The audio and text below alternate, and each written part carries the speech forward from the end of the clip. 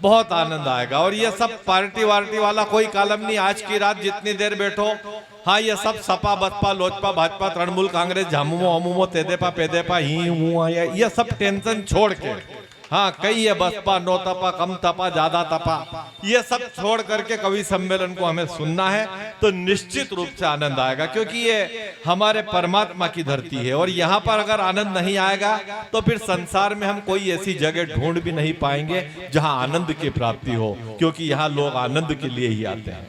मैं बहुत लंबी यात्रा मद्रास से एक लंबी यात्रा करके 24 घंटे का ट्रेन का सफर करके जो आज हमारे बीच में पहुंचे हैं, मैं बहुत ही मन से, बहुत ही भरोसे से, बहुत ही विश्वास के साथ आप सबकी अदालत में पहले कवि को भेजना चाहता हूं। पहले कवि को क्रिकेट में भी होता है उद्घाटक बल्लेबाज या ओपनिंग बैट्समैन, ऐसा ही एक कवि सम्मेलन में भी होता है।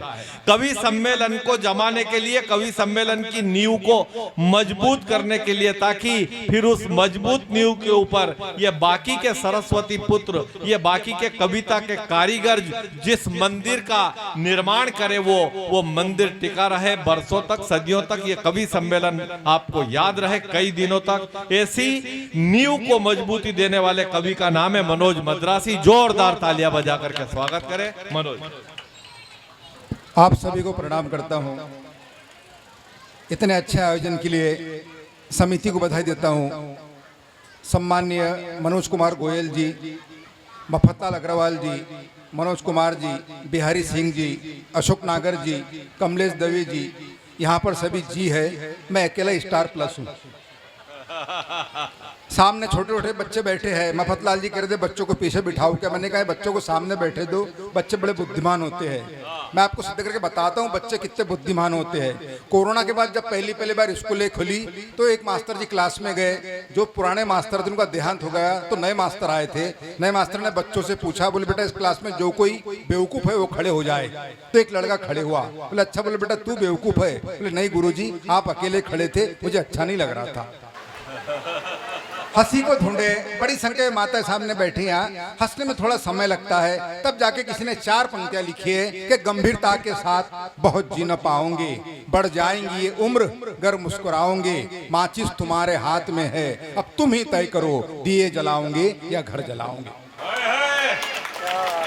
मुझसे सम्माननीय मफतलाल अग्रवाल जी ने कहा कि बड़ा कवि सम्मेलन का इतिहास रहा है। मैंने सम्माननीय गोयल बाबूजी से पूछा भी, मैंने कहा बाबूजी सारे कवि गोरिश चिट्टे बुलाए, एक ब्लैक किस क्यों बुलाया? तो बाबूजी ने मुझे कारण बताया। बोले मद्रासी जी बात ऐसी है, बचपन में माँ अपने बच्चों को काला टीका लगाती ताकि बच्चों को किसी की नजर ना लगे। मैंने कहा गोयल बाबूजी उससे मेरा क्या संबंध? बोले हम भी चाहते थे आज के कार्यक्रम को किसी की नजर ना लगे, इसलिए तुम्हें बुलाया है। मैं भी चाहूंगा आप सभी को किसी की नजर ना लगे, आप सभी दिन दोगुनी रात चौगुनी तरक्की करें और खूब नाम कमाए। पर बाबूजी आप सभी बुद्धिमान यहाँ विराजमान हैं। इतिहास के पन्ने पलट के देखना, जो लोग दिखने में काले हैं उन्होंने बहुत नाम कमाया। Kofi Annan, Nelson Mandela, Barack Obama, Abdul Kalam, Manoj Madrasi. भला आप अच्छा सुन रहे, आनंद ले, बच्चों को सामने बैठने दे, बच्चे बुद्धिमान होते हैं। मैं आपको सिद्ध करके बताऊंगा भी। आदरणीय गोयल बाबूजी, एक लड़का तो 3 दिन तक स्कूल में नहीं आया। 3 दिन का जब वापस स्कूल में नहीं आया तो मास्टर जी उसके घर पहुंच गए। मास्टर जी ने देखा बच्चा स्कूल घर में बैठ के पापड़ बेल रहा था। मास्टर जी ने बड़े मासूम सवाल करते हुए कहा, बोले बेटा 3 दिन हो गए तो स्कूल में नहीं आया, घर में बैठ के पापड़ बेल रहा है, बात क्या है? बोले गुरुजी 3 दिन पहले आपने ही कहा था जिंदगी में बड़ा बनने के लिए बहुत पापड़ बेलना पड़ता है। जो पापड़ सम्मान्य अग्रवाल जी ने बेले, जो गोयल जी ने बेचे, बाकी सब ने भी बेले। मेहनत के सिवा जिंदगी में कुछ नहीं मिलता। आप सब ने मेहनत की है, पूरे समिति को बधाई देता हूँ। और इस मंच की 4 पंक्तियां पढ़ के इस कवि सम्मेलन का आगाज करता हूँ कि रमेश कक्षा में देरी से आया, होमवर्क भी करके नहीं लाया, आते ही सो गया। अध्यापक बोले बेटा क्या हो गया? इस कदर कक्षा में देरी से आओगे भविष्य में कुछ भी नहीं बन पाओगे। तो रमेश बोला गुरुजी सुनो जन की, करो मन की, ऐसे हमारे बुजुर्ग बतलाते थे। अमेरिका में जब वर्ल्ड ट्रेड सेंटर गिरा तो वही लोग बचे जो देरी से ऑफिस आते थे। हंसी आसपास बिखरी पड़ी है, उसे कलेक्ट करने का तरीका चाहिए। जब हम मथुरा पहुंचे आदरणीय गोयल बाबूजी, तो सम्मान्य मफतलाल अग्रवाल जी हमको उनके घर लेके गए। बोले चाय पीने के लिए साथ में चलो। हम सारे कवि चाय पीने के उनके लिए घर गए। सम्मान्य अशोक नागर जी ने चाय पी, कप उल्टा रखा। मैंने सोचा देश के बड़े कवि है इसलिए ऐसा कर रहे होंगे। संगीता सरल जी ने चाय पी, कप सीधा रखा। मैंने सोचा देश की बड़ी कवित्री है इसलिए ऐसा कर रही होंगी। मैंने भी चाय पी, कप टेढ़ा रखा। मफतलाल अग्रवाल जी ने तीनों को गौर से देखा। अशोक नागर जी से पूछा, बोले बाबूजी आपने कप उल्टा रखा है, इसका क्या मतलब है? सम्मान्य अशोक नागर जी ने कहा, बोले अग्रवाल जी मुझे शुगर है, मैं ज्यादा चाय नहीं पीता, ये उल्टे कप का मतलब ये है कि मुझे अब चाय नहीं चाहिए। उन्होंने संगीता सरल जी से पूछा, बोले दीदी सीधा कप का क्या मतलब है? तो संगीता दीदी ने कहा, बोले सर चाय बहुत अच्छी बनी, मुझे और चाय चाहिए, सीधे कप का मतलब ये है मुझे चाय और चाहिए। उन्होंने मेरी तरफ देखा, बोले मद्रासी जी टेढ़े कप का क्या मतलब है? मैंने को सोचा तो नहीं था, मैंने दिमाग से काम लिया। मैंने कहा मफतलाल जी इसका मतलब ये है अगर चाय होंगी तो दो, नहीं तो रहने दो। हंसी को ढूंढे 4-6 पंक्तियां वो पढ़ता आनंद ले कि पिताजी अपने बेटे को आदर्श बालक होने के गुण सिखला रहे थे। पिताजी अपने बेटे को आदर्श बालक होने के गुण सिखला रहे थे। अपनी छोटी उम्र में कौन कौन क्या क्या कर गया यह बतला रहे थे। पिताजी ने कहा, बेटा तेरी उम्र में संत ज्ञानेश्वर महाराज ने ज्ञानेश्वरी लिख डाली, तेरी उम्र में सम्राट अकबर ने राजगद्दी संभाली, और तेरी उम्र में शिवाजी महाराज ने तोरणगढ़ किला जीता और दुश्मनों की ओर बढ़ गए थे। लड़का बोला, पिताजी भगत सिंह आपके उम्र के थे तो फांसी पे चढ़ गए थे।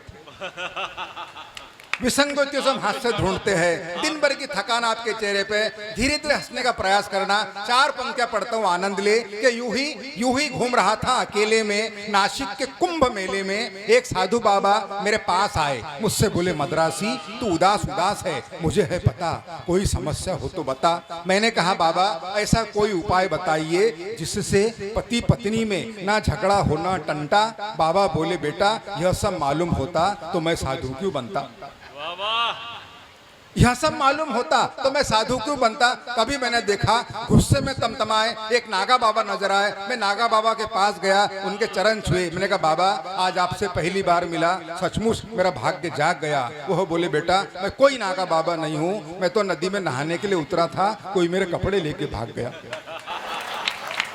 ये कोई कमर्शियल कवि सम्मेलन नहीं है, पारिवारिक वातावरण है। पारिवारिक वातावरण में कविता सुने, हास्य की पंक्तियां सुने। 4 पंक्तियां पढ़ता हूं आनंद ले कि वो अनुभव मेरे लिए बिल्कुल नया था। मैं पहली बार शिरडी साईं बाबा के चरणों में गया था। मैंने बाबा के चरणों में 10 रुपए का नारियल और 10 रुपए का फूलों का हार चढ़ाया और अपना मांग पत्र बाबा के आगे बढ़ाया।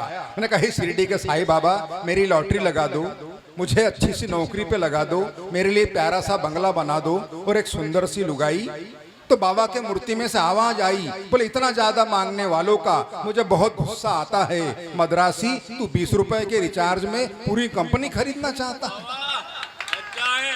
भगवान से इतना ज्यादा भी न मांगे।